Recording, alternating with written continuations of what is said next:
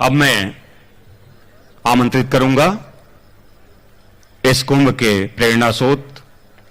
माननीय डॉक्टर रमन सिंह जी, मुख्यमंत्री छत्तीसगढ़ शासन को जोरदार तालियों से स्वागत करें।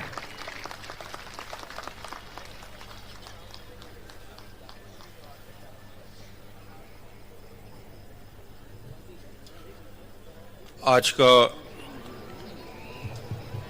यह गरिमामय आयोजन विराट संत समागम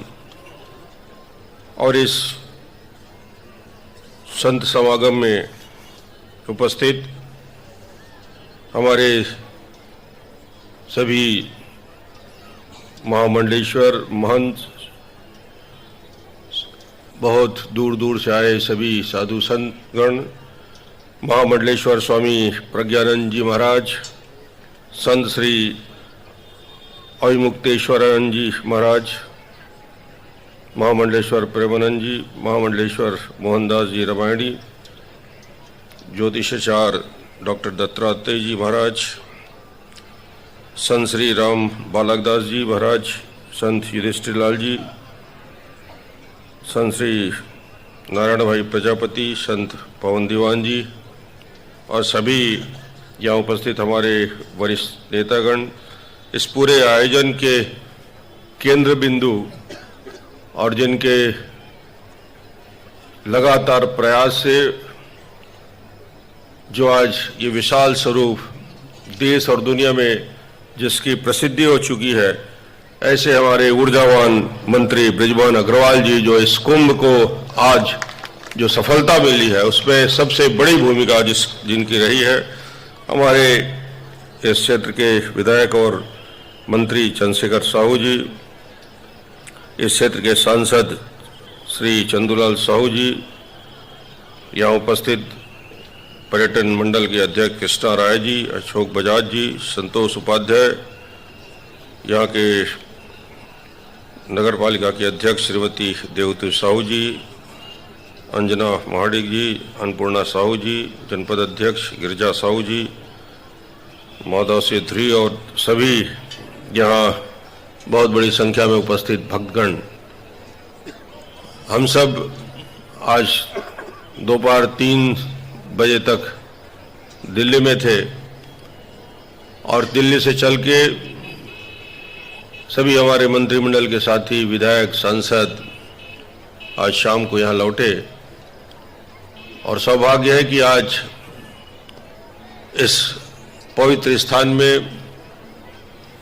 आप सबके बीच इस संत समागम में हम सबको उपस्थित होने का अवसर मिला।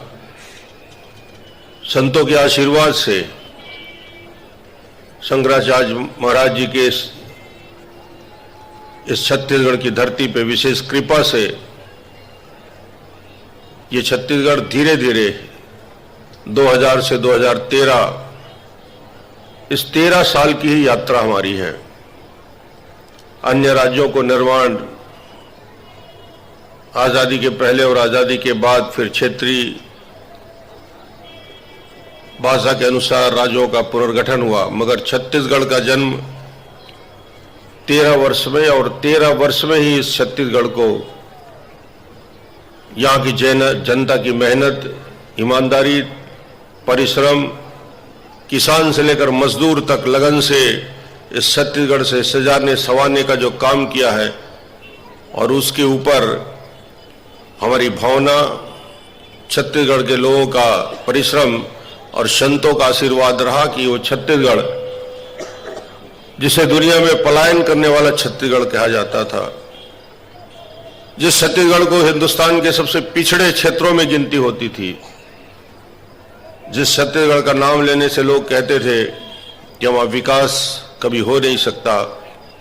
आज वो छत्तीसगढ़ राज्य के निर्माण के 13 साल की यात्रा में ही हिंदुस्तान के सबसे विकसित राज्यों की श्रेणी में खड़ा होने का साहस किया है। ये संतों का आशीर्वाद है, ये कोई डॉक्टर रमन की मेहनत या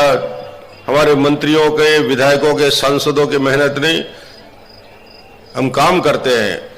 मगर ईश्वर की कृपा जब होती है, भगवान राम का आशीर्वाद होता है, शंकर भगवान का आशीर्वाद होता है,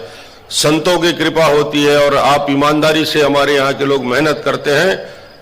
तो प्रभु ने भी कृपा की कि 9 साल तक छत्तीसगढ़ में कभी अकाल नहीं पड़ा। ये भगवान की कृपा है कि ये सब छत्तीसगढ़ में बेहतर हो रहा है। और ये राजिम कुंभ जिसने एक पहचान देश के अंदर बनाई है, प्रतिष्ठा बनाई है, और प्रतिष्ठा इसलिए है कि जहां संत आते हैं, जहां समानी शंकराचार्य जी महाराज जी लोग आते हैं, जहां बड़े बड़े महामंडलेश्वर आते हैं, वो जगह अपने आप पुण्य भूमि हो जाता है, उसकी ऊर्जा बढ़ जाती है, उसकी शक्ति बढ़ जाती है। और छत्तीसगढ़ को तो इसका सौभाग्य है कि संतों का आशीर्वाद मिलता रहा है और कुंभ के इस आयोजन में सबके का आशीर्वाद लगातार मिलता है और छत्तीसगढ़ की जनता और छत्तीसगढ़ के बाहर की जनता भी आती है। मैं आज यहाँ सिर्फ इसलिए खड़ा हूँ कि मुझे लगा कि छत्तीसगढ़ में पूरे देश से, देश के कोने कोने से संतगढ़ यहाँ मौजूद हैं, तो छत्तीसगढ़ के मुखिया के नाते मेरा फर्ज है कि मैं उनका जाकर स्वागत करूं, उनके आशीर्वाद लूं, छत्तीसगढ़ के विकास की कामना करूं। तो आज हम सब इसलिए यहाँ आए हैं कि आप सबके आशीर्वाद छत्तीसगढ़ के इस विकास में, छत्तीसगढ़ की तरक्की में बना रहे। और हम कोशिश करेंगे कि इस छत्तीसगढ़ को माँ कौशल्या, पवन दीवान जी जिस बात को कह रहे थे, ये गौरव है हम सबके लिए। और यहाँ के लोगों का स्वभाव उसी रूप में है। बड़े बड़े संतों का आशीर्वाद इस छत्तीसगढ़ को मिला है और छत्तीसगढ़ के लोगों का स्वभाव, छत्तीसगढ़ के लोगों का परिश्रम, ईमानदारी और परिश्रम की भावना, वनवासी क्षेत्र में रहने वालों की सरलता और विकास की जो ललक छत्तीसगढ़ में है, इस ललक को और आगे बढ़ाएंगे।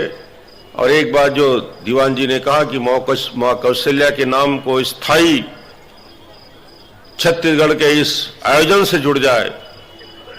इस राजिम कुंभ से जुड़ जाए, तो इसी राजिम कुंभ में ही माँ कौशल्या के नाम से जो अलंकरण होगा, इसी कुंभ में ही किया जाएगा। उसके लिए भी नाम करीब करीब तय हो चुके हैं। महाराज शंकराचार्य जी की उपस्थिति में उस आयोजन को भी इस कुंभ में किया जाएगा। दूसरा विषय एक बड़ा महत्वपूर्ण विषय था, इस एनीकट का निर्माण का, और मैं बधाई दूंगा हमारे राम विचार नेताम जी यहाँ मौजूद हैं, इस विभाग के मंत्री हैं और उन्होंने रुचि लेकर 20 करोड़ की लागत के इस एनीकट का निर्माण पूरा किया है। तो राम विचार जी के लिए आप ताली बजा के स्वागत करिए, मंत्री जी का भी, चंद्रशेखर जी का भी, हमारे सांसद जी का भी, और बृजमोहन जी का विशेष तौर से, कि जो आज स्वरूप बना है वो सब उसकी मेहनत है। और एक विषय जो भक्त माँ कर्मा के नाम से एक विशाल धर्मशाला बनना है, चंद्रशेखर जी ने कहा 50 लाख कम पड़ेगा। अरे यहाँ जिस दरबार में हम खड़े हैं यहाँ कुछ कम नहीं होगा।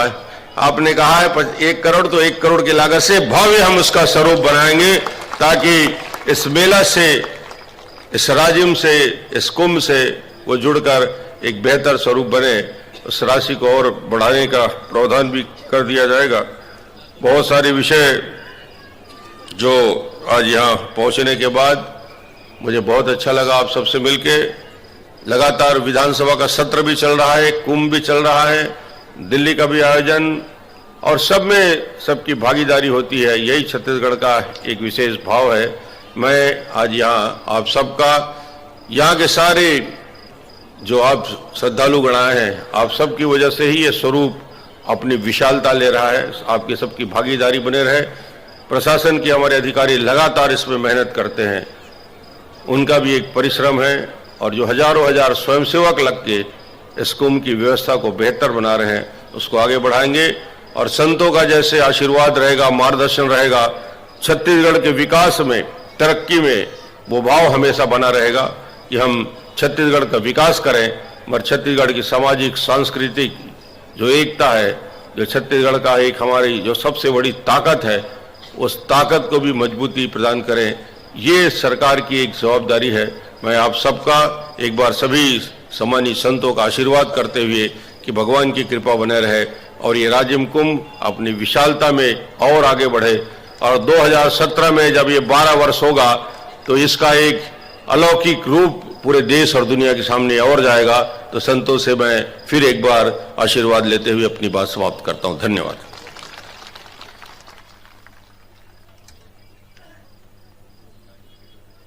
धन्यवाद